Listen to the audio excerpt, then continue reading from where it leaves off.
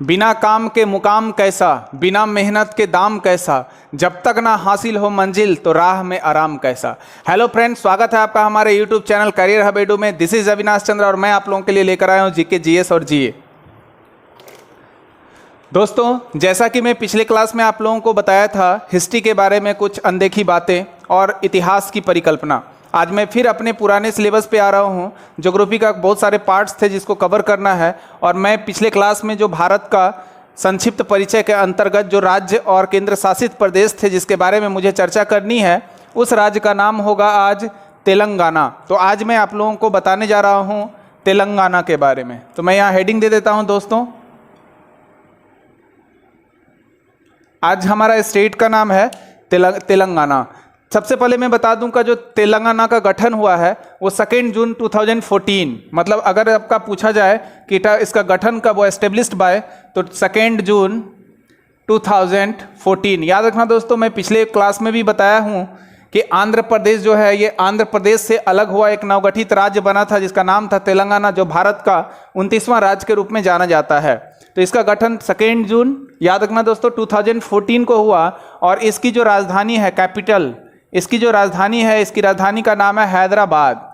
और आपको बता दूं कि ये 10 साल तक, यानी 2 जून 2024 तक, 2 जून 2024 तक, याद रखना दोस्तों, ये 10 साल तक आंध्र प्रदेश, ये जो आपका दिख रहा है ये आंध्र प्रदेश और तेलंगाना दोनों की राजधानी कंबाइंड रहेगी हैदराबाद, जो मूसी नदी के किनारे है। किस नदी के किनारे?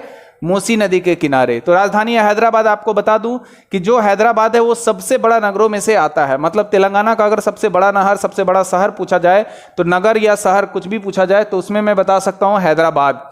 आपको मैं बता दूं कि आंध्र प्रदेश से अलग होकर जो 29वां राज्य बना तेलंगाना, उसका लिंग अनुपात है 988। लिंग अनुपात अगर मैं बात करूं, 1000 पुरुषों पर महिलाओं की संख्या को लिंग अनुपात कहते हैं, तो लिंग अनुपातों की संख्या है 988। और इसके साक्षरता, लिटरेसी के बात में बात करूं तो 66.54। अगर मैं साक्षरता की बात करूं तो 66.54% इसमें साक्षरता है, यानी लिंग अनुपात में यहां लिख दे रहा हूं 1988 और साक्षरता 66.54%। अगर इसकी राजभाषा के बारे में बात करूं कि तेलंगाना का राजभाषा क्या है, तो सबसे फर्स्ट जो राजभाषा आता है वो आता है तेलुगु। तेलुगु भाषी यहाँ पर अधिकतर मिलेंगे आपको, और ये ऑफिशियल लैंग्वेज भी है। और सेकेंड जो है वो है आपका उर्दू। इसके अलावा जनसंख्या घनत्व यानी पॉपुलेशन डेंसिटी की बात करूं तो जनसंख्या घनत्व के दृष्टिकोण से जो तेलंगाना का है वो 306 यानी 306 पर किलोमीटर, यानी पर व्यक्ति जो है किलोमीटर स्क्वायर में ये रहते हैं। ये जनसंख्या घनत्व है, पॉपुलेशन डेंसिटी। तो दोस्तों, मैं इसके बारे में और आगे बढ़ूंगा। अगर आप लोग को दिमाग में रखना हो कि 2011 के जनगणना के अनुसार कौन कौन सा विश्लेषण किया गया है इसके बारे में, तो वो मैं आप लोग को आंकड़ा बता रहा हूं जो फैक्चुअल है। कुल जिलों की संख्या, तो टोटल नंबर ऑफ डिस्ट्रिक्ट जो थे वो 31, याद रखना 31 थे। परंतु एक जानने वाली योग्य बात है कि 17 फरवरी 2019 को, 17 फरवरी 2019 को, मैंने क्या बोला अभी कि तेलंगाना में कुल जिलों की संख्या जो थी वो 31 थी, यानी 31 थी।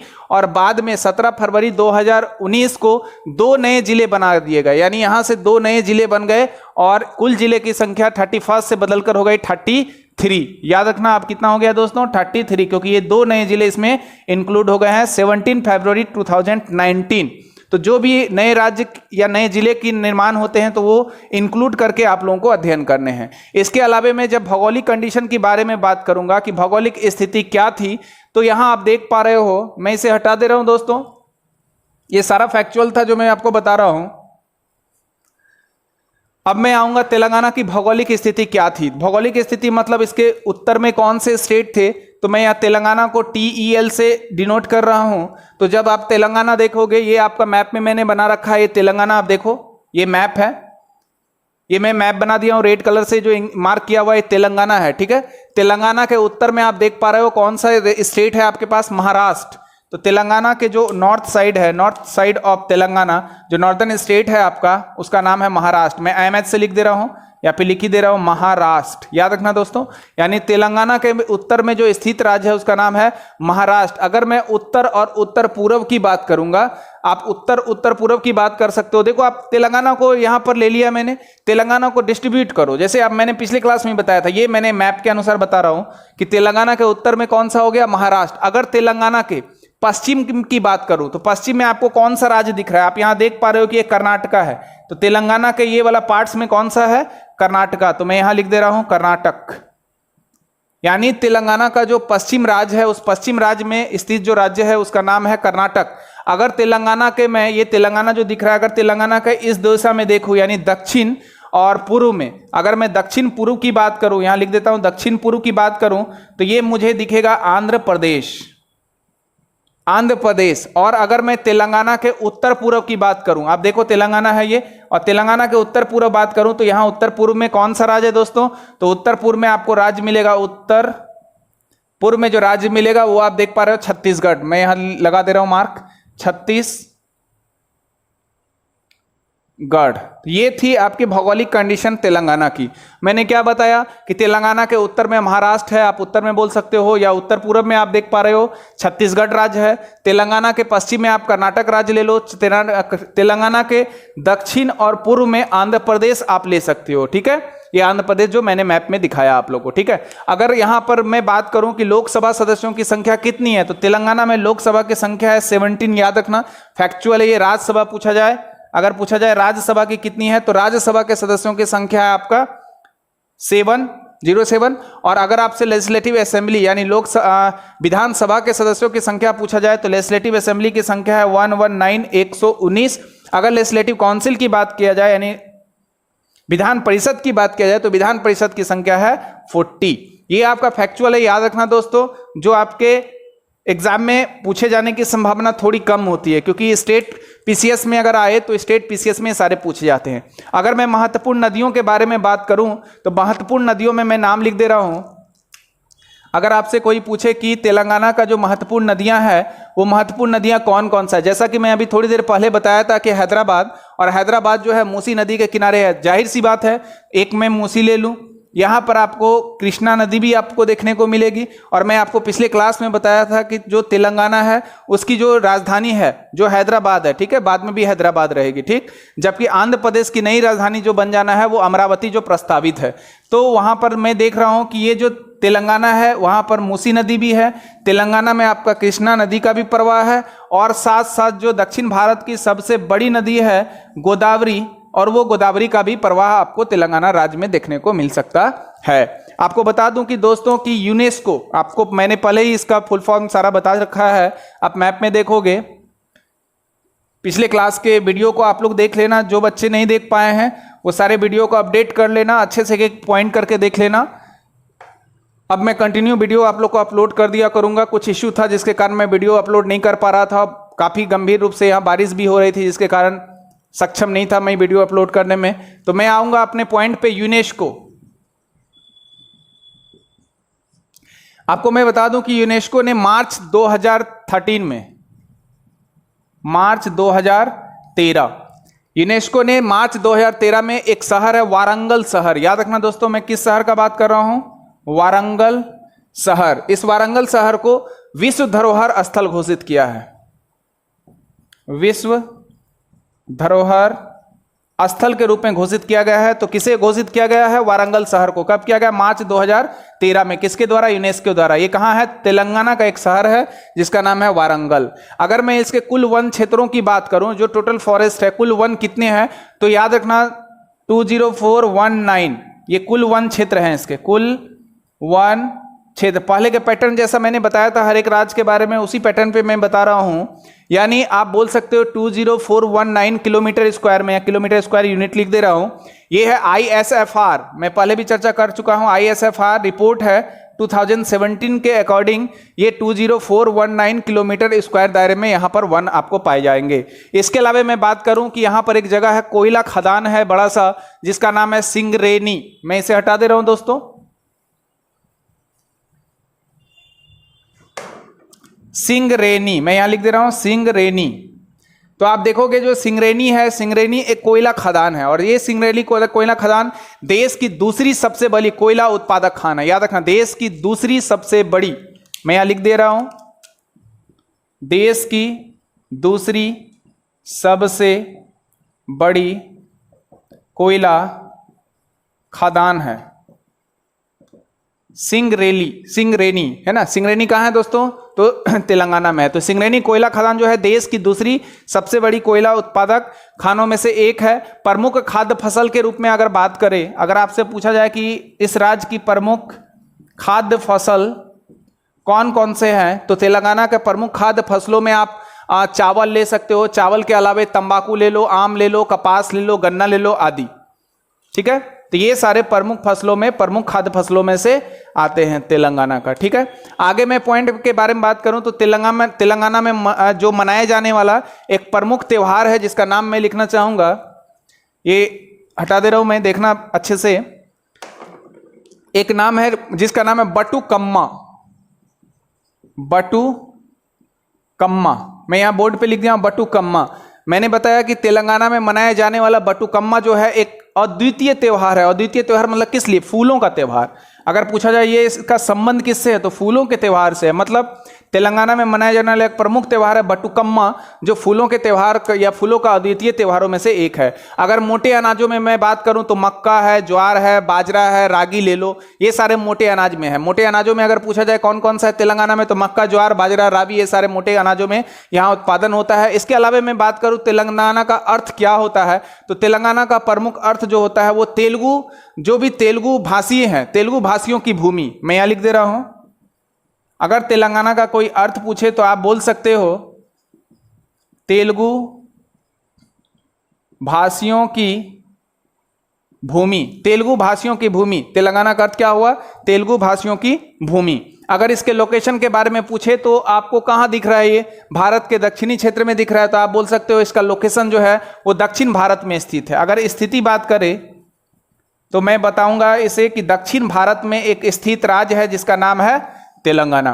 तो दोस्तों ये छोटा सा राज्य था जिसका गठन मैंने पढ़ाया 2 जून 2014 में हुआ था, और वो तेलंगाना राज्य जिसकी राजधानी हैदराबाद ही है, जो मूसी नदी के किनारे स्थित है। और ये हैदराबाद और ये तेलंगाना से रिलेटेड मैंने जानकारियां आप लोगों को दी। ये सारी जानकारियों को आप एकत्रित करना और अच्छे से पढ़ना। अब मैं चलता हूं अगले राज्यों की तरफ, और दूसरा राज्य जैसा हमें दिख पा रहा है तेलंगाना के बाद, चूंकि मैंने आंध्र प्रदेश पहले बता रखा है आप लोगों को, उसके बाद मैं चलूंगा तमिलनाडु पर। तो आप यहां देख सकते हो, मैं मैप में थोड़ा ड्रॉ कर दे रहा हूं। ये जो राज्य आपको दिख पा रहा है ना, ये साइड वाला राज्य जो दिख रहा है, ये इस राज्य का नाम है तमिलनाडु। तो अब मैं पढ़ने जा रहा हूं दोस्तों तमिलनाडु के बारे में। ठीक है, अब मैं इसे हटा दे रहा हूं। तेलंगाना हम लोगों का कंप्लीट हो चुका है, छोटा सा था टर्म। अब मैं चलूंगा अगले स्टेट की तरफ जिसका नाम है तमिलनाडु, और बहुत ही महत्वपूर्ण प्रश्न तमिलनाडु राज्य से जुड़े हैं जो हमेशा एग्जाम में पूछे जाते हैं, चाहे वो यूपीएससी के एग्जाम में हो, आईएएस के एग्जाम में हो, बीपीएससी, जेपीएससी या एसएससी का एग्जाम में हो। काफी समय से ये क्वेश्चन तमिलनाडु से पूछे जा रहे हैं और पूछे जाने की संभावना होती है।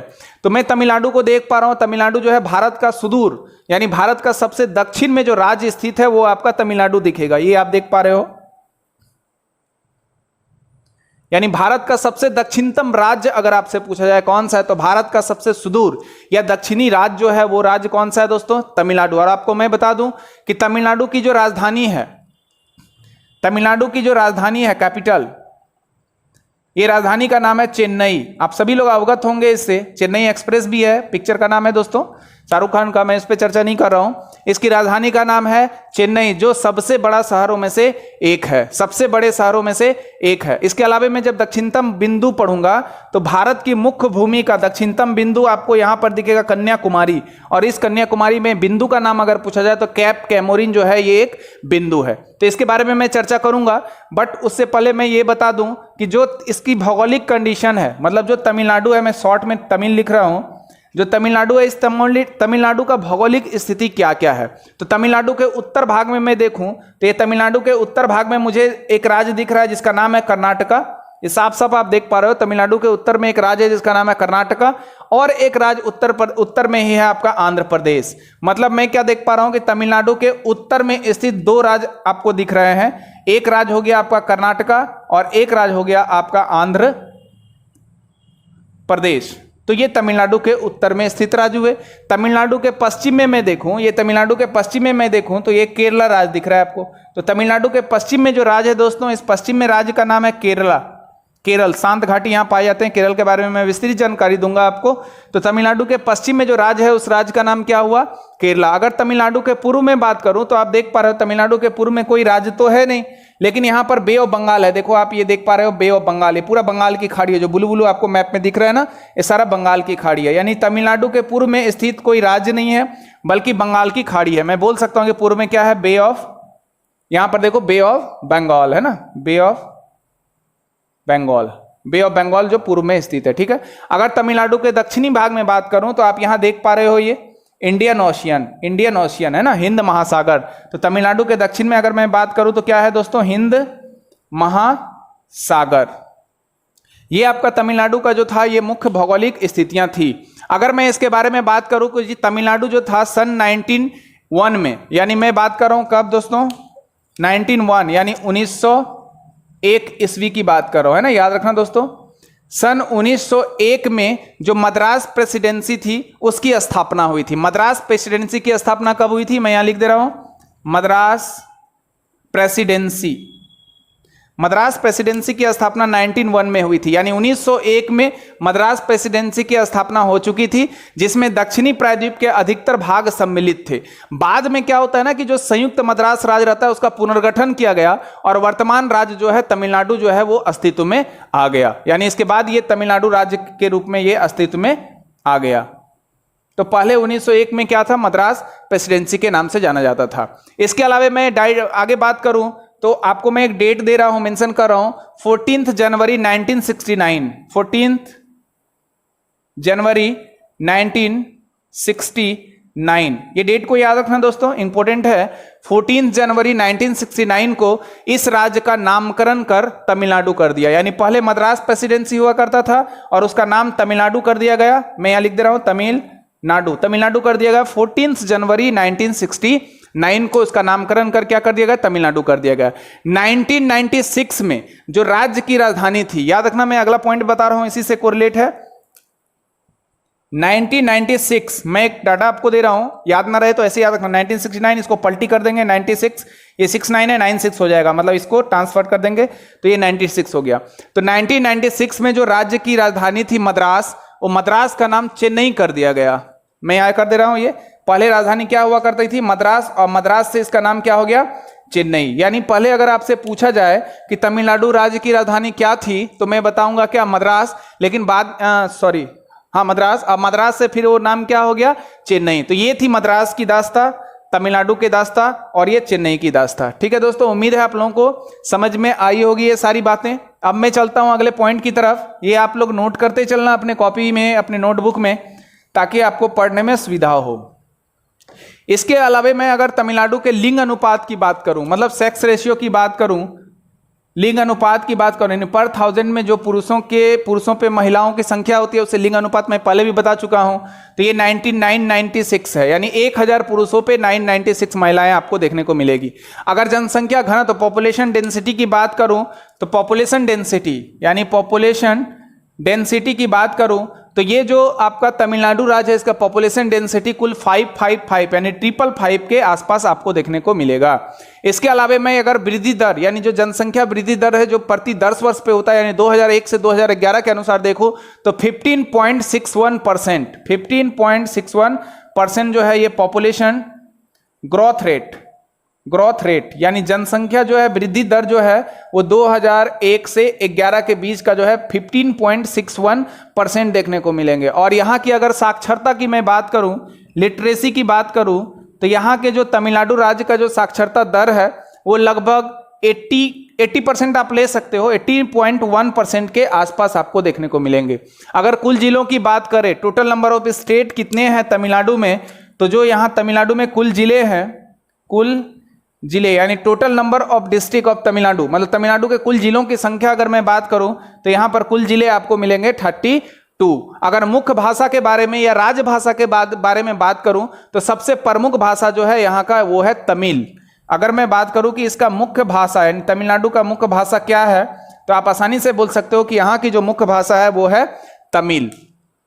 इसके अलावा मैं अगर लेजिस्लेटिव असेंबली की बात करूं, यानी विधानसभा की बात करूं, अगर मैं यहां लिख दे रहा हूं लेजिस्लेटिव असेंबली की बात करूं, तो 235 टोटल नंबर ऑफ सीट है इसके लेजिस्लेटिव असेंबली का। अगर लेजिस्लेटिव लोकसभा के बारे में बात करूं तो लोकसभा की संख्या यहाँ 39। अगर मैं राज्यसभा की बात करूं तो राज्यसभा का संख्या है यहां पर 18। जो फैक्चुअल है दोस्तों सिर्फ याद रखना है, आप समझ सकते हो। यानी आपका मैंने सिर्फ लेजिस्लेटिव असेंबली लिखा तो मैं पहले भी क्लास में बता चुका हूं, तो इससे पता चलता है कि ये एक सदनीय है कि द्विसदनीय है। तो निसंदेह रूप से ये एक सदनीय होगा, क्योंकि लेजिस्लेटिव काउंसिल के बारे में मैंने चर्चा नहीं की। अगर कुल वन क्षेत्र के बारे में बात करें तो कुल जो यहाँ पर वन क्षेत्र होंगे, यानी फिर मैं यहाँ लिख दे रहा हूं कुल वन क्षेत्र। अगर तमिलनाडु राज्य के कुल वन क्षेत्रों की बात करूं तो वो 26,281 ऐसे याद रख सकते हो, यानी 26281 किलोमीटर स्क्वायर। और फिर मैं वही पहले के जैसा जो मैं बता रहा हूं, उसके जो आपका 2017 का जो IFSR जो ये है रिपोर्ट है, उसके अनुसार 26281 किलोमीटर स्क्वायर के पास में आपको देखने को मिलेगा। अब मैं आपको ये हटा दे रहा हूं दोस्तों, अब इसके आगे पॉइंट पे आऊंगा। आप लोग उम्मीद है नोट कर पा रहे होंगे।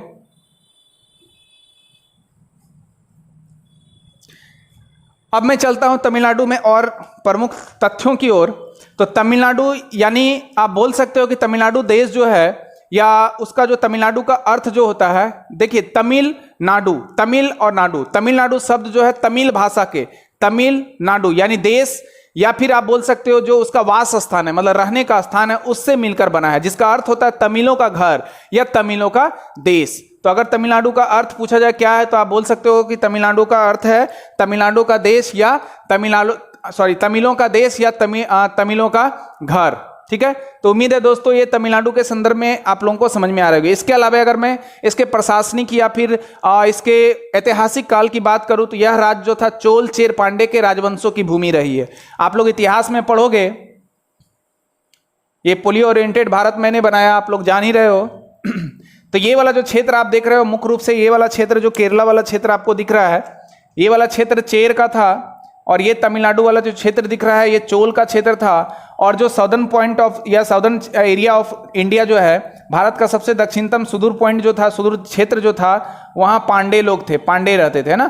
तो यानी चोल, चेर और पांडे की भूमि रही है कौन? तमिलनाडु। ये मैंने केरल इसलिए बताया ताकि आप लोग समझ लो, लेकिन वह उस समय में मैं ऐतिहासिक काल की बात करूं तो तमिलनाडु जो राज्य था वो चोल चेर पांडे राजवंशों की भूमि रहा था। आप लोग मैप में अच्छे से समझोगे, हिस्ट्री में मैं बताऊंगा तो चोल चेर पांडे की कहानी को विस्तार रूप से विश्लेषण करूंगा। अब मैं आपको बता दूं कि तमिलनाडु जो है वो देश का एकमात्र ऐसा राज्य है जिसकी सीमा के भीतर पूर्वी और पश्चिमी घाट है। मतलब तमिलनाडु एक ऐसा राज्य मैंने बताया, ये आप मैप में देख पा रहे हो। इसे मैं मैप को हटा दे रहा हूं या फिर मैं फिर से बना दे रहा हूं, अच्छे से समझना दोस्तों।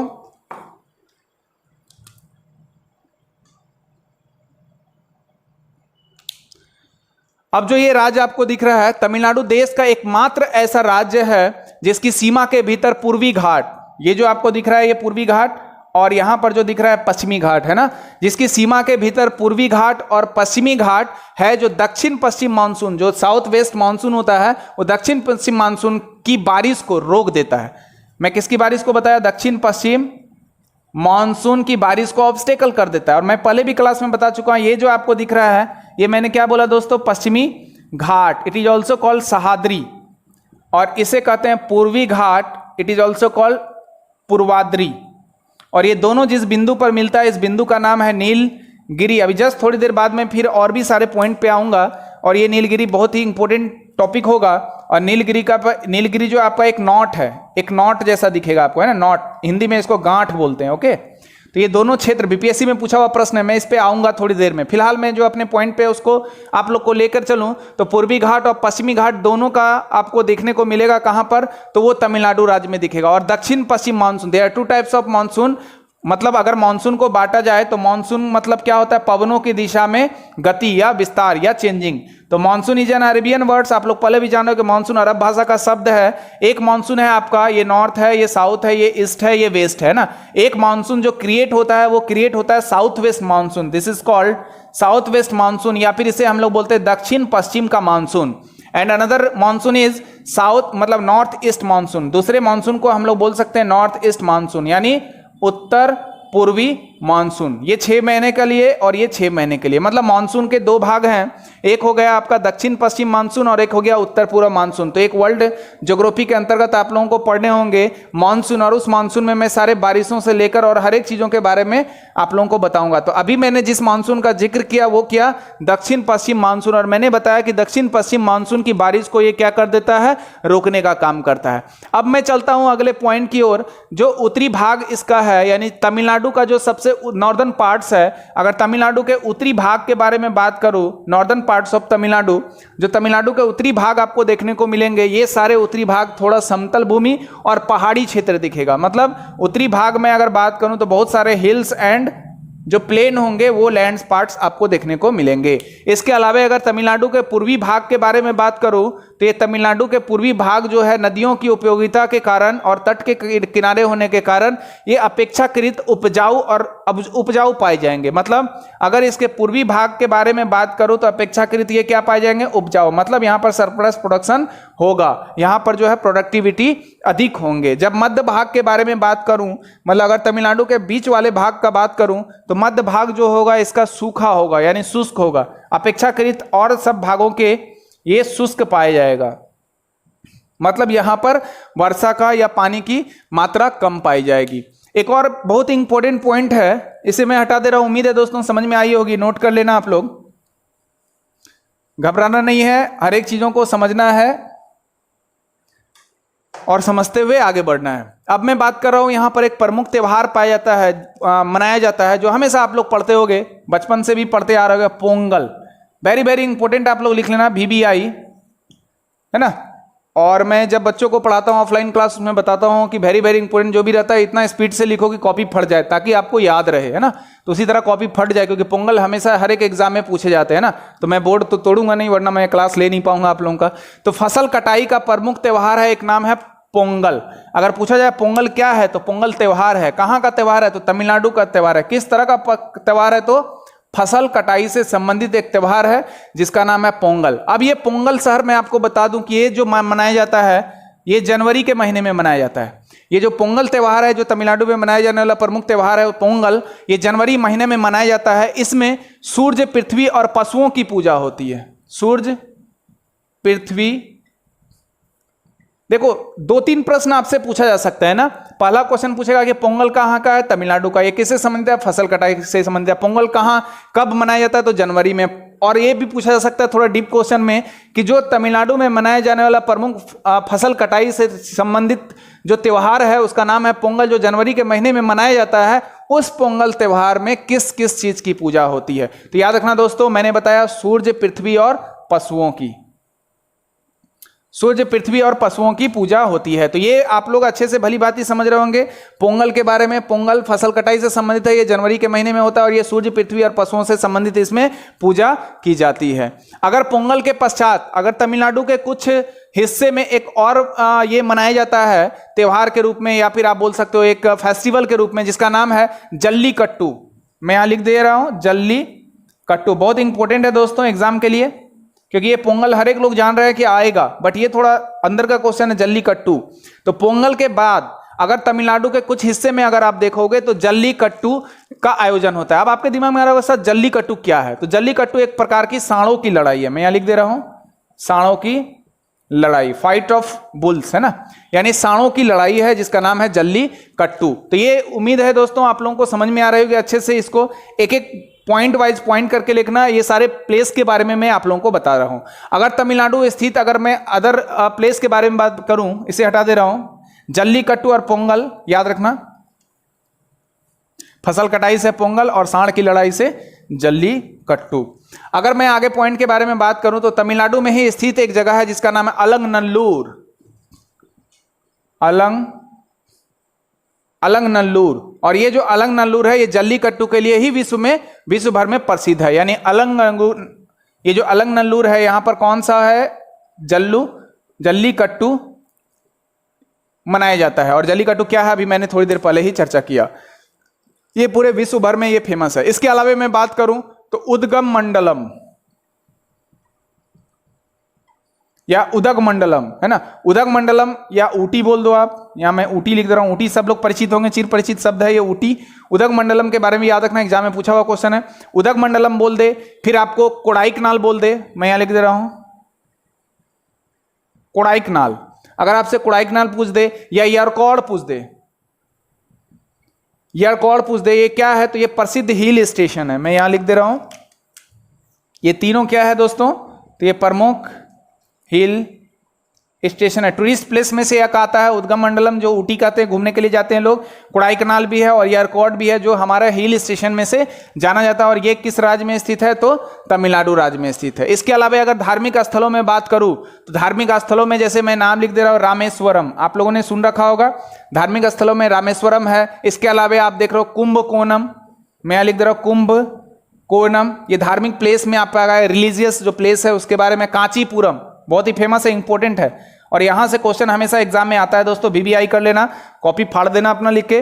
कांचीपुरम, कांचीपुरम के अलावा आप लिख लो चिदम्बरम, चिदम्बरम, ये रामेश्वरम, कुंभकोणम, कांचीपुरम, चिदम्बरम। और इसके अलावा ये सारे पॉइंट जो आप देख रहे हो, ये क्या है, धार्मिक स्थलों में से एक है। ये प्रमुख धार्मिक स्थलों का नाम मैंने बताया। इसके अलावा और भी प्रमुख स्थल है जिसके बारे में मैं बताऊंगा, इसे हटा दे रहा हूं मैं। अब प्रमुख स्थलों के बाद मैं चलता हूं कुछ ऐसे जगह जिसके बारे में आपको जानकारी चाहिए। एक जगह है चितिरै, चितिरै आप लोगों ने सुना होगा, चितिरै जो मदुरै का लोकप्रिय त्योहार है। चितिरै जो है क्या है, चितिरै, तो चितिरै जो है एक प्रकार का त्योहार है जो कहाँ का है, मदुरै। और मदुरै कहाँ है, तो तमिलनाडु में। तो मदुरै का एक प्रमुख त्योहार है। चितिरै क्या है, तो त्योहार है, फेस्टिवल ऑफ मदुरै, है ना, फेमस है ये। तो मदुरै का एक प्रमुख लोकप्रिय त्योहार है, यह अप्रैल मई में मनाया जाता है। अगर पूछा जाएगा कि ये चितिरै त्योहार कब मनाया जाता है, तो अप्रैल से मई में ये अमूमन मनाया जाता है। और अन्य त्योहारों में एक है, अन्य त्योहारों में संत कवि त्यागराज, कहीं कहीं ध्यागराज भी देता है, मैं ध्यागराज लिख रहा हूं, ध्यागराज। अन्य त्योहारों में संत कवि ध्यागराज के सम्मान में हर वर्ष जनवरी में, कब, कौन सा महीना मैंने बताया अभी, फिर जनवरी में, जैसे मैंने पोंगल के बारे में बताया था, तो त्यागराज जो है वो जनवरी में, याद रखना, जनवरी में तिरुयूरी में संगीत समारोह आदि उल्लेखनीय है। तिरुवरी एक जगह के रूप में है, तिरुयूरू बोल सकते हो आप, है ना, तिरुयूरू आप बोल सकते हो, में संगीत समारोह आदि उल्लेखनीय। ये यूपीपीएस के प्रश्न में पूछा हुआ प्रश्न है। अब मैं आगे चलता हूं अलग एक नए प्लेस की तरफ जिसका नाम होगा मेट्टूर बांध।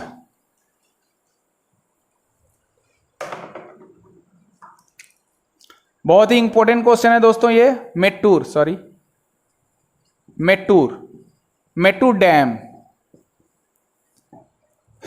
मेट्टूर बांध। मेट्टूर बांध जो है तमिलनाडु के एक जिला है जिसका नाम है सलेम जिला, मैं लिख दे रहा हूं ताकि आप लोगों को दिक्कत ना हो। तमिलनाडु का एक जिला है जिसका नाम है सलेम जिला। तो तमिलनाडु के एक सलेम जिले में एक कावेरी नदी पर बनाया गया है। मेट्टूर बांध किस नदी पर है, कावेरी नदी पर। तो पूछा जाएगा क्वेश्चन कि मेट्टूर बांध किस राज्य में है, तमिलनाडु। मेट्टूर बांध किस नदी पर है, कावेरी। मेट्टूर बांध और डीपली अगर पूछा जाए तब आपसे पूछा जा सकता है किस जिले में है, तो सलेम जिले में है। अब आप जान लो कि ये जो मेट्टूर बांध है, इस मेट्टूर बांध के उत्तर में एक और बांध स्थित है जिसका नाम है स्टैनली, स्टैनली बांध। मतलब अगर पूछा जाए मेट्टूर बांध के उत्तर में कौन सा बांध है, तो आप बोल सकते हो जस्ट मेट्टूर बांध, जो सेलम जिले में कावेरी नदी पर स्थित तमिलनाडु में एक बांध है, उस बांध के उत्तर में स्टैनली बांध आपका स्थित है। इसके अलावा मैं चलूं तो कावेरी नदी पर ही एक धर्मपुरी जिला में एक जगह है, उसके बारे में मैं आप लोग को बताऊंगा। तो याद रखना आप लोग, कावेरी नदी पर, मैं यहां लिख दे रहा हूं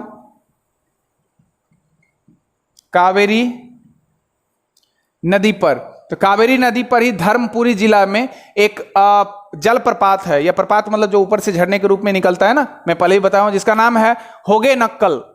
याद रखना, होगे नक्कल, होगे नक्कल। यह होगे नक्कल प्रपात है जिसका कुछ भाग कर्नाटक में भी पड़ता है। होगे नक्कल है जिसका कुछ भाग कर्नाटक में भी पड़ता है। तो दोस्तों ये होगे नक्कल क्या है, तो होगे नक्कल जो है एक प्रकार का क्या है, जल प्रपात है। जल प्रपात क्या होता है, तो देखो ये मैंने बता दिया, rough scale of waterfall, English में इसको वाटरफॉल बोलते हैं। जल का मतलब पानी और प्रपात मतलब ऊपर से गिरना, झरना देखे होगे आप लोग। स्नान भी कियोगे अमूमन बहुत सारे लोग। तो ये जो ऊपर से गिरने वाले क्षेत्र को इसको क्या बोलते हैं, जल प्रपात। तो एक जलप्रपात का नाम मैंने लिया होगेन कल्लम जलप्रपात, जो कर्नाटक में स्थित है, कावेरी नदी पर स्थित है, सॉरी जो तमिलनाडु में स्थित है। और इसका जो है इस जलप्रपात से फायदा होता है किस राज्य को, कर्नाटक राज्य को। अब मैं चलता हूं अगले पॉइंट की ओर, जिसका नाम होगा सेवराय पहाड़ियां। बहुत ही इंपॉर्टेंट पॉइंट है, इसके बारे में मैं और चर्चा करूंगा विथ फिगर। एक सेशन ही चलेगा जो मैं पूरे मैप के अनुसार आप लोगों को सारे चीजों के बारे में डिटेल्स बताऊंगा, ओनली फॉर मैपिंग ही होगा उसमें। तो अब मैं शिवराय पहाड़ी बोलो या सेवराय बोलो, दोनों सेम है, ठीक है। सेवराय की पहाड़ियां, अब मैं चर्चा कर रहा हूं सेवराय या शिवराय की पहाड़ियों के बारे में। यह जो है सलेम जिले में स्थित है। कौन सा जिला मैंने बताया, सलेम जिले में स्थित है, ठीक है। इसमें लोहे के निक्षेप हैं, मतलब बहुत सारे लोहे यहां पर पाए जाते हैं। लोहे के निक्षेप, निक्षेप मतलब होता है जमा होना। इसके अलावा आप देखोगे चित्तेरी, एक जगह में लिख रहा हूं चित्तेरी, चित्तेरी, चित्तेरी और कलरायन की पहाड़ी महत्व है। चित्तेरी और कलरायन की पहाड़ी है यहां, है ना। लेकिन इन सभी से ज्यादा इंपॉर्टेंट आप याद रखना शिवराय, ये सब कम पूछे जा सकते हैं, और ये लोहे के निक्षेप के लिए जाना जाता है। चित्तेरी और कलरायन क्या है, तो ये एक पहाड़ी है। इसके अलावा मैं बात करूं तो विवेकानंद रॉक,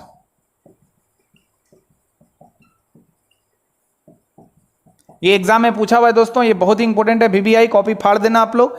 तो विवेकानंद रॉक ये कन्याकुमारी के दक्षिण में, चूंकि तमिलनाडु आप देख पा रहे हो, ये कन्याकुमारी यहां पर है, पॉइंट के पास है, दक्षिणतम स्रोत है, उसका दक्षिणतम बिंदु है।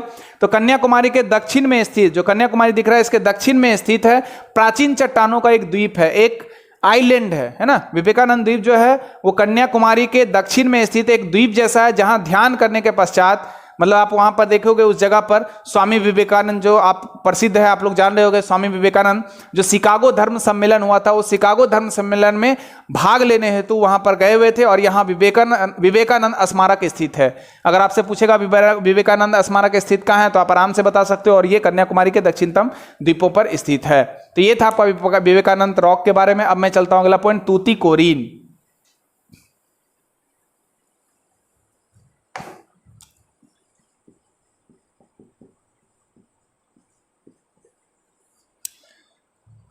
दोस्तों मेरा अगला पॉइंट है तूतीकोरिन।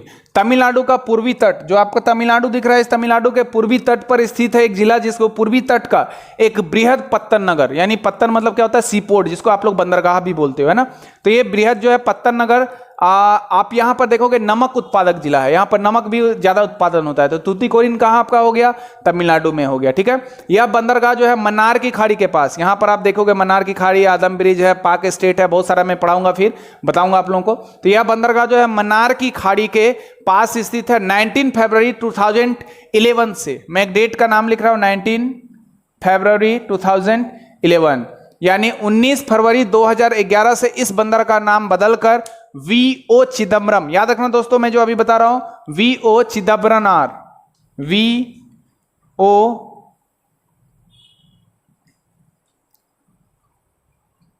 देखो ये जो क्वेश्चन चेंज होता है इसको दिमाग में रखना आप, क्योंकि यहां से प्रश्न पूछे जा सकते हैं ना कि इसका नाम चेंज हुआ, तो बहुत सारी चीजों का नाम चेंज हो गया है। तो इस बंदरगाह जो आपको दिख रहा है तूतीकोरिन, इस तूतीकोरिन का नाम बंदरगाह का चेंज हो चुका है, और 19 फरवरी 2011 के बाद इसका नाम अब जो हो गया वो वीओ चिदम्बरनार, याद रखना चिदम्बरनार मैंने छोड़ दिया, चिदम्बरनार बंदरगाह रखा गया है। तो आपसे क्वेश्चन पूछ सकता है इस बंदरगाह का संबंध किससे है, तो तूतीकोरिन, और ये कहाँ है, तमिलनाडु में। चेंज कब हुआ ये कम पूछने का चांस है, लेकिन याद रखना 2011 में, 19 फरवरी 2011 में ये चेंज हुआ। इसके अलावा मैं बात करूं अगले प्लेस का, तो अगला प्लेस है हम लोगों का तंजौर। तंजौर में आपको बता दूं कि जो तमिलनाडु राज्य आपको दिख रहा है, तमिलनाडु के पूर्वी तट पर स्थित एक जगह है जिसका नाम है तंजौर, या उसी को तंजावुर भी कहते हैं, तंजौर या तंजावुर भी कहा जाता है। ये बहुत ही ऐतिहासिक शहर है, हिस्टोरिकल प्लेस है ये तंजौर या तंजावर। इसमें कावेरी के जो उपजाऊ डेल्टा क्षेत्र होते हैं, उस डेल्टा क्षेत्र में होने के कारण ही इसे आप बोल सकते हो कि दक्षिण में चावल के कटोरा के नाम से जाना जाता है। याद रखना चावल का कटोरा, यानी राइस बॉल ऑफ तमिलनाडु भी बोलते हैं इसे, यानी धान का कटोरा भी इसे कहा जाता है। तो उम्मीद है दोस्तों ये समझ में आ रही होगी आप लोगों को तंजौर तंजावुर क्यों फेमस है, और तमिलनाडु में इस सारे जो भी आपको पॉइंट दिख रहे हैं, सारे पॉइंट जो है एग्जामिनेशन पॉइंट ऑफ व्यू से इंपॉर्टेंट है। इसके अलावा मैं चलता हूं अगले पॉइंट की ओर, जिसका नाम होगा बृहदेश्वर मंदिर। मैं यहां लिख दे रहा हूं बृहदेश्वर टेम्पल। बृहदेश्वर मंदिर। तो ये बृहदेश्वर मंदिर का जो निर्माण है वो चोल, अभी मैंने बताया था मैप में, देखो मैंने अभी मैप में बताया था आप लोगों को, ये चेर था, इधर चोल था, इधर पांडे था, आप लोग को दिमाग में आ रहा होगा, याद आ रहा होगा। तो जो बृहदेश्वर मंदिर है उसका निर्माण जो था एक चोल राजा था जिसका नाम था राजा राज चोल। जो हिस्टोरिकल पॉइंट से आपका इंपॉर्टेंट है, राजा राज चोल, यानी चोल वंश का एक शासक था जिसका नाम था राजा राज।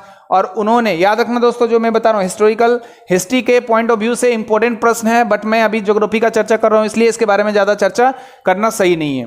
तो बृहदेश्वर मंदिर का निर्माण जो था वो चोल राजा जो था राजा राज चोल ने करवाया था, जो तंजौर में स्थित है। याद रखना, जो तंजौर में स्थित है। अगला पॉइंट में चलता हूं। अगला पॉइंट हमारा होगा सलेम। सलीम मत बोलना, वो मैं डबल हिस्ट्री में आ जाएगा दोस्तों। सलेम में चर्चा कर रहा हूं। सलेम जो है तमिलनाडु का एक अंतःस्थलीय जिला है जो लौह अयस्क के निक्षेप और उत्खनन तथा लौह इस्पात उद्योग के लिए फेमस है। याद रखना दोस्तों, यहां सर्वोत्तम प्रकार का जो है क्वाइल भी तैयार किया जाता है। ये आपका यूपीपीसीएस और बीपीएससी में पूछा हुआ क्वेश्चन है, दिमाग में रखना। मैंने क्या बोला फिर से रिपीट कर दे रहा हूं, अच्छे सुनना। सलेम जो है वो तमिलनाडु का ही एक अंतःस्थलीय जिला, मैं यहां लिख दे रहा हूं अंतः स्थलीय जिला, जो लौह अयस्क के निक्षेप, लौह अयस्क फेरस के लिए, आयरन के लिए, लौह अयस्क के निक्षेप, उत्खनन मतलब एक्सप्लोर करना, उत्खनन करना तथा लौह इस्पात उद्योग के लिए ये प्रसिद्ध है। और यहाँ सर्वोत्तम प्रकार का जो क्वाइल होता है, मतलब बहुत ही अच्छा प्रकार का, अच्छे क्वालिटी का क्वाइल यहाँ पर आपको तैयार किया जाता है। इसके अलावा मैं चलता हूं अगला पॉइंट, वेलिंगटन।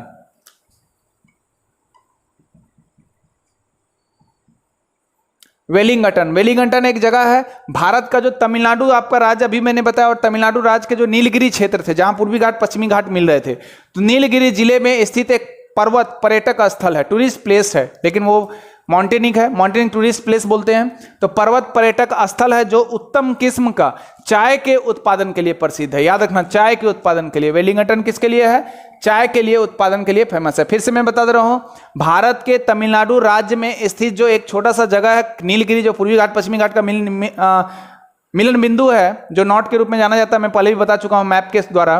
तो नीलगिरी जिले में ही स्थित एक पर्वत पर्यटक स्थल है, और ये जो है उत्तम किस्म की चाय के लिए यहाँ पर प्रसिद्धि है, अच्छे प्रकार के चाय उत्पादन होते हैं। इसके अलावा अगर मैं बात करूं तो NH-181, याद रखना दोस्तों, NH-181 जो है वो यहां से गुजरती है, ये इंपॉर्टेंट है, NH-181 यहां से गुजरती है। यहां भारतीय डिफेंस स्टाफ कॉलेज भी है, ये RS में पूछा हुआ क्वेश्चन है। याद रखना दोस्तों, भारतीय डिफेंस स्टाफ कॉलेज, मैं यहां लिख दे रहा हूं, भारतीय डिफेंस स्टाफ कॉलेज भी यहां पर आपको मिलेंगे, स्थित है, ठीक है। इसके अलावा मैं अगले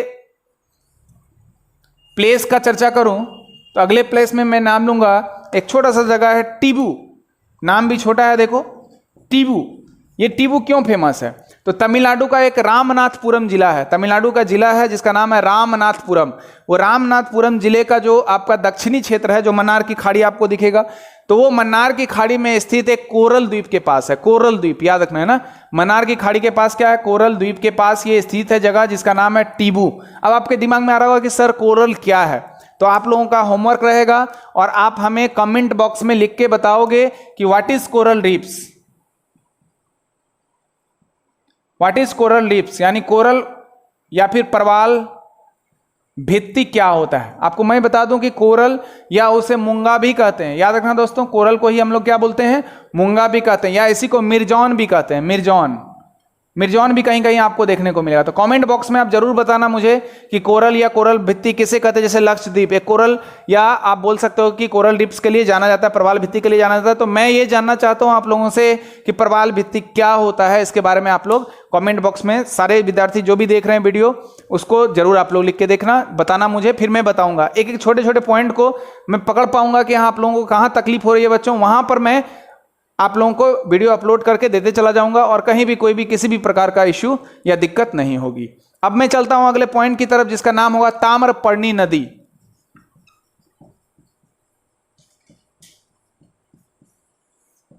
ताम्रपर्णी नदी, आपको बता दूं कि जो तमिलनाडु का, अभी मैंने एक जिला का नाम बताया था रामनाथपुरम, मैं लिख दे रहा हूं, बार बार चर्चा हो रहा है, रामनाथपुरम। तो ताम्रपर्णी नदी के बारे में मैं बता रहा हूं कि जो तमिलनाडु है, उस तमिलनाडु के रामनाथपुरम जिले की पश्चिमी सीमा से निकलकर पूर्व में तूतीकोरिन, जो अभी मैंने बंदरगाह के ये तूतीकोरिन के बारे में, स्पेस के बारे में बताया था, तूतीकोरिन जिले से बहती हुई मन्नार की खाड़ी में गिरने वाली एक नदी है। तो ये आप ताम्रपर्णी नदी के बारे में मैंने आप लोगों को बताया। ठीक है, ये जो छोटे छोटे पॉइंट हैं इसको अच्छे से समझते चलना, क्योंकि ये सारे पॉइंट जो होते हैं वो आपको आगे के भविष्य के लिए, एग्जाम के लिए आपको सारगंभित करेंगे। अब मैं चलता हूं अगले पॉइंट की तरफ, जिसका नाम होगा दोदा बेट्टा। VBI करके कॉपी फाड़ देना दोस्तों, यहां से क्वेश्चन पूछता है और पूछता रहेगा। तो दोदा बेट्टा क्या है? तो नीलगिरी जिले में तमिलनाडु की जो सबसे ऊंची चोटी है और दक्षिण भारत की दूसरी सर्वोच्च चोटी जो है वो है आपका दोदा बेट्टा, जहां पर ऊटी एक प्रसिद्ध पर्वतीय पर्यटक स्थल है, दोदा बेट्टा। अब मैं आपको थोड़ा सा यहाँ पर कॉन्सेप्चुअल चीजों को समझा दूं कि दोदा बेट्टा क्या है।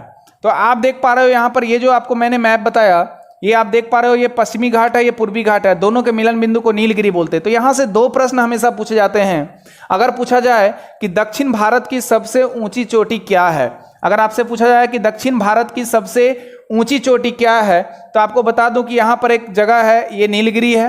ये मैं फिगर के साथ बता दे रहा हूं, नीलगिरी। फिर बाद में मैं बताऊंगा, इसलिए मैं स्पीड में और रफ स्केल के रूप में बता रहा हूं, बाद में इसे मैं और क्लियर करूंगा। ठीक है, इसके बाद नीचे इसकी एक और नॉट है जिसका नाम है अन्नामलाई।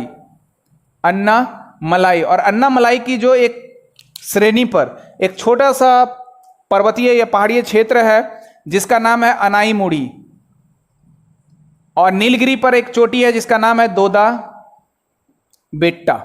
अब ध्यान से देखना दोस्तों, मैं क्या बताने का प्रयत्न कर रहा हूं आप लोगों को। तो ये जो आप देख पा रहे हो, ये पश्चिमी घाट है जिसको हम लोग सहाद्री कहा। ये जो आपका दिख रहा है पूर्वी घाट है जिसे मैंने पूर्वाद्री कहा। दोनों का जो मिड पॉइंट है जहां पर मिलते हैं नॉट, उस नॉट को हमने कहा नीलगिरी। और ये नीलगिरी की सर्वोच्च चोटी क्या हुआ? दोदा बेट्टा। और यहां पर मैं देख पा रहा हूं एक और नॉट है छोटा सा जिसका नाम है अन्नामलाई, और अन्नामलाई पर स्थित है एक चोटी जिसका नाम है अनाईमुड़ी। अब यहां से दो प्रश्न निकल कर आते हैं, बहुत ही लाजवाब प्रश्न है। अगर आपसे पूछा जाए कि दक्षिण भारत की सबसे ऊंची चोटी क्या है, तो मैं यहां लिख दिया हूं दक्षिण भारत की सबसे ऊंची चोटी क्या है। तो मैं यहां पर डायरेक्ट ऐसे बना दे रहा हूं, आप लोग ध्यान रखना। दक्षिण भारत की सबसे ऊंची चोटी, highest peak of southern India, अगर आपसे पूछा जाए तो दक्षिण भारत की सबसे ऊंची चोटी हो गई अनाईमुड़ी। लेकिन अगर आपसे पूछा जाए कि दक्षिण भारत की दूसरी सबसे ऊंची चोटी क्या है, तो यहां पर दोस्तों याद रखना दूसरी सबसे ऊंची चोटी रहेगा तो दोदा बेट्टा। तो देखो दोस्तों, दो चीज दिमाग में रखना। अगर आपसे पूछा जाए कि नीलगिरी की सर्वोच्च चोटी क्या है, तो दोदा बेट्टा। अन्नामलाई की सर्वोच्च चोटी क्या है, तो अनाईमुड़ी। अगर आपसे पूछा जाए दक्षिण भारत की सर्वोच्च चोटी क्या है, तो अनाईमुड़ी। दक्षिण भारत की दूसरी सर्वोच्च चोटी क्या है, तो दोदा बेट्टा। दक्षिण भारत की दूसरी सर्वोच्च चोटी और नीलगिरी की सर्वोच्च चोटी कौन है, तो दोदा बेट्टा। दक्षिण भारत की सर्वोच्च चोटी और अन्नामलाई की सर्वोच्च चोटी कौन है, तो अनाईमुड़ी। तो दोस्तों उम्मीद है ये समझ में आया होगी। फिर से मैं बता दे रहा हूं ये सवाल किस ढंग से पूछे जाएंगे आप लोगों को। अगर पूछा जाए कि highest peak of southern India, तो आप आंसर दोगे अनाईमुड़ी, जो अन्नामलाई श्रेणी पर स्थित है। श्रेणी मतलब सीरीज है, मैं उसके बारे में और विश्लेषण करूंगा आप लोगों को। अगर पूछा जाए second highest peak of southern India, यानी दूसरी सर्वोच्च चोटी दक्षिण भारत की कौन सी है, तो मैं बताऊंगा आप लोग का दोदा बेट्टा, जो नीलगिरी पहाड़ी पर स्थित है। उम्मीद है दोस्तों ये सारा चीज समझ में आया होगा। इसका एक खास चैप्टर ही चलेगा जो मैं बताऊंगा, घबराने की जरूरत नहीं है। अब मैं आगे पॉइंट की ओर चलता हूं, दोदा बेट्टा। तो अभी मैंने बताया आप लोगों को दोदा बेट्टा के बारे में, जो एक पर्वत आपको यहां पर एक दिखेगा ऊटी, जहां पर यहीं पर दोदा बेट्टा के पास एक जगह दिखेगा ऊटी। ऊटी एक प्रसिद्ध पर्वतीय पर्यटक स्थल के रूप में जाना जाता है, जो IAS RS में पूछा हुआ प्रश्न है। अब मैं चलता हूं अपने पॉइंट की तरफ जिसका नाम होगा नीलगिरी। और इतनी बार इतनी दफा मैंने अभी तक चर्चा कर रखा है नीलगिरी के बारे में कि उम्मीद है कि छोटे छोटे चीजों को आप लोग जान ही रहे होंगे और आपके जेहन में आ गया होगा कि नीलगिरी कहां पर अवस्थित है। तो तमिलनाडु का ही एक जिला है जहां पूर्वी घाट और पश्चिमी घाट मिलते हैं, जिसका नाम है नीलगिरी। और ये BPSC के और IAS 2008 में भी पूछा हुआ प्रश्न है। तो ये नीलगिरी, उम्मीद है दोस्तों कि दोनों के मिलन बिंदु को नीलगिरी कहते हैं। इसके बाद आता हूं मैं एक दूसरा पहाड़ी क्षेत्र है जिसका नाम है पालनी या पलनी का पहाड़ी। पलनी या पालनी का जो श्रेणी है उसको समझना अच्छे से। तो पालनी तमिलनाडु का एक जिला है जिसका नाम है डिंडिगुल अन्ना।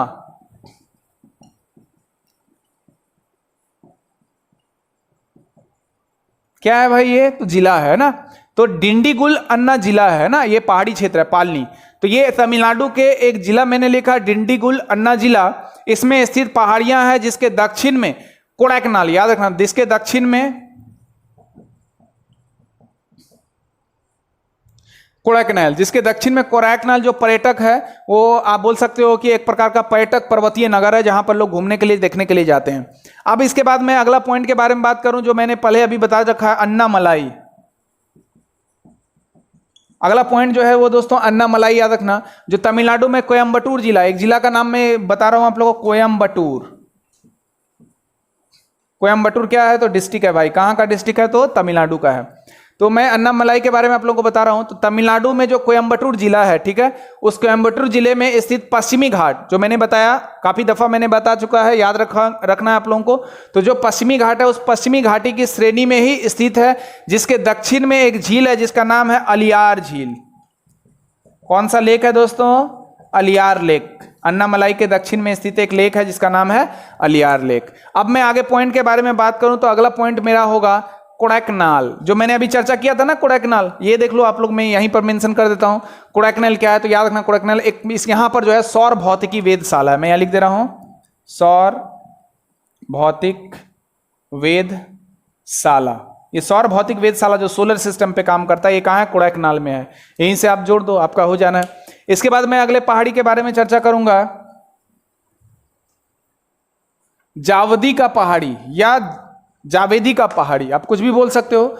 जवादी का पहाड़ी, जावदी का पहाड़ी है ना, जावदी का पहाड़ी कुछ भी बोलो। तो जावदी हिल है ना, तो जावदी का पहाड़ी जो तमिलनाडु देख रहे हो, तमिलनाडु के उत्तर में एक जिला है जिसका नाम है आर्काट। तो आर्काट जिले के स्थित में ही पूर्वी घाट का जो अवशिष्ट पहाड़ी है उसमें से एक है जवादी की पहाड़ी। तो आपको दिमाग में रखना है आर्काट जिला, आर्काट जिला। और छोटे अगर एग्जाम में, बड़े बड़े एग्जाम में अगर पूछे जाते हैं डीपली तब यहां से आएगा, अदरवाइज सिंपल पूछेगा जावदी की पहाड़ी कहां है तो तमिलनाडु में पहाड़ी है। ये किस पर्वत का उदाहरण है? पहाड़ी का उदाहरण है, तो आप बोल सकते हो अवशिष्ट, जो बचा उचा है, रेसिडुअल माउंटेन जिसको बोलते हैं, रेसिडुअल हिल बोलते हैं वो। ये आईएएस के 2005 में संभवतः पूछा गया प्रश्न है, काफी इंपोर्टेंट प्रश्न है, पूछा जाता है। इसके अलावा आप लोग देख लो कन्याकुमारी। अभी जस्ट थोड़ी देर पहले मैंने 3-4 बार इस शब्द का चर्चा कर रखा है, तो आसानी होगी, आप लोग के जेहन में आ चुका होगा कन्याकुमारी जैसे ही मैं बोल रहा हूं। तो भारत का जो मुख्य भूमि है, यानी ये मुख्य भूमि इसलिए मैं चर्चा कर रहा हूं क्योंकि भारत का और भी एक है अंडमान निकोबार, और यहां पर है लक्षद्वीप, जो मुख्य मेन पार्ट ऑफ लैंड नहीं है, मतलब जो भारत का मुख्य भूमि है वो मुख्य भूमि के अंतर्गत नहीं है, बल्कि इसका छिटका हुआ पार्ट है। इसके बारे में मैं पूरा कंप्लीट विश्लेषण के साथ आप लोगों को बताऊंगा। तो ये आप याद रखो कि जो भारत की मुख्य भूमि है, उस भारत की मुख्य भूमि का दक्षिणतम जिला और जो बिंदु है वो है कैप कैमोरिन है। जो याद रखना दोस्तों, बहुत इंपॉर्टेंट पॉइंट मैं बता रहा हूं, अच्छे समझना। केप कैमोरिन, केप कैमोरिन, मैं क्या बता रहा हूं कि भारत मुख्य भूमि का जो है, भारत के मुख्य भूमि, ये मुख्य भूमि दिख रहा है, यहां पर एक क्षेत्र है कन्याकुमारी, देखो यहां पर कैप कैमोरिन लिखा हुआ है। तो आप लोग मैप में देखना, एटलस में देखना, भारत मुख्य भूमि का दक्षिणतम जिला तथा बिंदु जो है, उस बिंदु का नाम क्या है? कैप कैमोरिन है, जो 8 डिग्री 4, यहां से याद रखना 8 डिग्री 4 मिनट है ना, ये अक्षांश है ना, 8 डिग्री 4 मिनट उत्तरी अक्षांश। आप यहां पर देखोगे तो इसका मैं विश्लेषण कर रहा हूं, तो 8 डिग्री 4 मिनट उत्तरी अक्षांश पर स्थित है। उत्तरी अक्षांश, नॉर्थ लैटिट्यूड है ना, उत्तरी अक्षांश पर 8 डिग्री 4 उत्तरी अक्षांश पर स्थित है, जहां अरब सागर, आप देख पा रहे हो, यहां अरब सागर दिख रहा है ना, इधर अरब सागर, इधर कौन सा है भाई? तो बंगाल की खाड़ी है। यहां क्या है तो इंडियन ओशियन है ना। मैंने क्या बताया कि 8 डिग्री 4 जो डिग्री उत्तरी अक्षांश है उस पर स्थित है, जहां अरब सागर, बंगाल की खाड़ी और हिंद महासागर का संगम है। मतलब यहीं पर आकर ये तीनों क्या होता है? मिलता है। इसके पश्चिम में आप देखोगे तो कोकोडाइल और नया राम रॉकी है। कोकोडाइल आप लिख सकते हो, कोकोडाइल, और नया राम जो है वो आपका द्वीप के रूप में जाना जाता है। तो याद रखना, अगर आपसे पूछा जाए कि दक्षिण मुख्य भूमि का दक्षिणतम बिंदु कौन सा है तो कैप कैमोरिन, जैसे बोलते हैं नॉर्दर्न पॉइंट ऑफ इंडिया, तो हम लोग में क्या बोलना होता है, जो आपका सबसे उत्तरी बिंदु है तो हम लोग बोलते हैं इंदिरा कॉल है। अगर बोलते हैं दक्षिणतम बिंदु कौन सा है तो बोलते हैं इंदिरा पॉइंट है। लेकिन मुख्य भूमि का दक्षिणतम बिंदु क्या है तो कन्याकुमारी का कैप कैमोरिन है। भारत का सबसे पूर्वी बिंदु क्या है तो पूर्वी बिंदु में मैं क्या बोलता हूं, वालांगू या किबिथु है। अगर पश्चिमी बिंदु बोले तो गौर माता या सरक्रीक है। ये मैं सारी चीजों के बारे में बताऊंगा। फिलहाल मैं अपने पॉइंट की तरफ रुख करता हूं। अब मेरा अगला जो टर्म होगा, उसका अगला टर्म का नाम है नेवेली। अगला जो मैं इस जगह के बारे में बता रहा हूं उसका नाम है दोस्तों नेवेली। नेवेली तमिलनाडु के दक्षिण में ही आर्काट जिला जो है, उस आर्काट जिला में स्थित है नेवेली। और ये नेवेली इसलिए फेमस है क्योंकि यहां पर लिग्नाइट कोयले की सबसे बड़ी खान है। लिग्नाइट कोयले की सबसे बड़ी खान मिलती है आपको नेवेली में, जो तमिलनाडु राज्य में स्थित है। ये आपका यूपीपीसीएस और आईएएस के एग्जाम में पूछा हुआ प्रश्न है, ध्यान देना दोस्तों। अब मैं चलता हूं अगले पॉइंट की ओर, पंबन द्वीप। अगला पॉइंट है पंबन द्वीप, और ये पंबन द्वीप जो है एक जिला है तमिलनाडु का, जिसका नाम है रामनाथपुरम जिला। मैं लिख दे रहा हूं,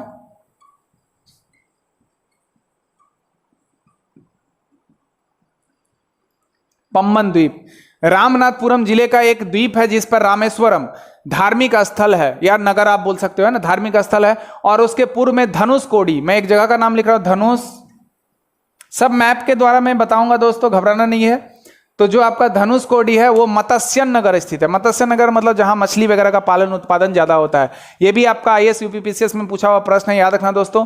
अब बहुत ही इंपॉर्टेंट है पंबन द्वीप, जो तमिलनाडु के क्षेत्र के पास स्थित है। इसके बाद मैं चलता हूं अगला पॉइंट की तरफ, मदुरै। मदुरै बोलो या मदुरै, हिस्टोरिकल और कल्चरल दृष्टिकोण से काफी अव्वल स्थान रखता है ये तमिलनाडु में, और तमिलनाडु का एक जिला है। मतलब अगर आपसे पूछा जाए कि मदुरै जो है वो क्या है, तो तमिलनाडु का एक जिला है जहां पर मीनाक्षी मंदिर, काफी दफा एग्जाम में पूछा हुआ है दोस्तों, याद रखना। मीनाक्षी का मंदिर कहाँ है, तो मैं बोलूंगा मदुरै या मदुरै में है। तो तमिलनाडु का एक जिला है जो मीनाक्षी मंदिर के लिए प्रसिद्ध है, और ये वैगई नदी पर, अगर पूछ दे किस नदी पर है तो वैगई नदी पर। तो मदुरै जो है वैगई नदी पर स्थित है, और ये मीनाक्षी मंदिर के लिए फेमस है। इसके बाद मैं अगले पॉइंट की तरफ रुख करता हूं। अगला पॉइंट है हमारा पीछावरम, जो बहुत इंपॉर्टेंट नहीं है बट मैं बता दे रहा हूं, पीछावरम।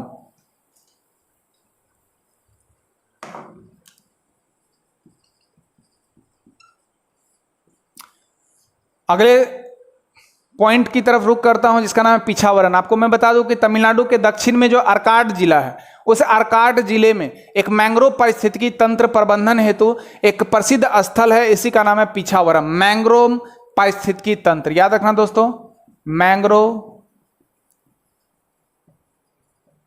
इकोसिस्टम है ना, इकोसिस्टम, पारिस्थितिकी तंत्र मतलब इकोसिस्टम, पेड़ पौधे जीव जंतु परस्पर एक दूसरे को सहयोग करते हुए आगे बढ़ते हैं, एक दूसरे से घटक हैं, उसी को हम लोग बोलते हैं पारिस्थितिकी तंत्र, जो मैं बाद में फिर से अलग से चैप्टर में ही पढ़ाऊंगा। इन्वायरमेंट जब आएगा ना तो उसमें मैं बताऊंगा, बीपीएससी के लिए और पीसीएस के लिए। तो मैंग्रोव पारिस्थितिकी तंत्र यहां पर उसके स्थल के रूप में ये है। इसी के दक्षिण पॉइंट में आप देखोगे, मतलब मैंग्रोव पारिस्थितिकी तंत्र प्रबंधन हेतु के लिए, उसके लिए जो है प्रसिद्ध एक स्थल हो गया। इसके साथ साथ इसी के जो दक्षिणी पॉइंट है, इस दक्षिणी पॉइंट में कैलीमिरे, याद रखना कैलीमिरे को, कैलीमरे बोलो या कैलीमिरे बोलो, है ना, कैलीमिरे को मैंग्रोव प्रबंधन क्षेत्र और नम्र भूमि या नम भूमि के रूप में घोषित किया गया है। ठीक है, याद रखना, नम भूमि के रूप में घोषित किया गया है। यानी मैंने क्या बोला, मैंग्रोव प्रबंधन क्षेत्र, मैंग्रोव प्रबंधन क्षेत्र मैं लिख दे रहा हूं, मैंग्रोव प्रबंधन क्षेत्र और नम भूमि के लिए घोषित किया गया। इसके बाद मैं चलता हूं अवाडी की ओर।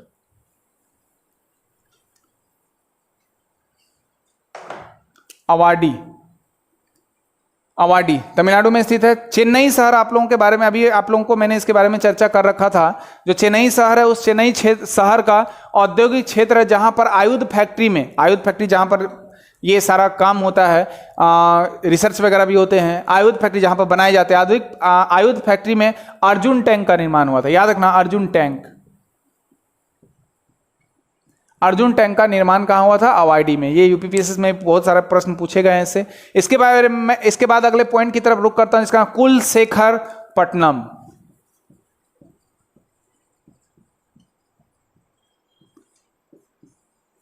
अगला पॉइंट है हमारा कुलशेखर पट्टनम, तमिलनाडु का एक जगह है, चिदम्बरम जिला, चिदम्बरम जिले के तट पर ही स्थित एक स्थान है, जहां पर भारत और यूएसए के सहयोग से, मैंने दो देश का नाम लिया, एक हमारा भारत इंडिया और दूसरा मैंने नाम लिया यूएसए। तो भारत और संयुक्त राज्य अमेरिका के सहयोग से ओटेक, ओटेक याद रखना दोस्तों, मैंने चर्चा किया ओटेक। ओटेक मतलब आप बोल सकते हो ओशियन थर्मल एनर्जी कन्वर्सन, है ना, ओशियन थर्मल एनर्जी कन्वर्सन, यानी समुद्री जो ऊर्जा संयंत्र है, मतलब आप बोल सकते हो समुद्री ऊर्जा संयंत्र, संयंत्र मतलब फैक्ट्री आप बोल दो, है ना, संयंत्र यहां पर स्थित है ओटेक। तो ये किन दो देशों से है, भारत और यूएसए, ओटेक। तो ये कुलशेखर पट्टनम, इसको याद रखना, ओटेक से संबंधित समुद्री ऊर्जा संयंत्र।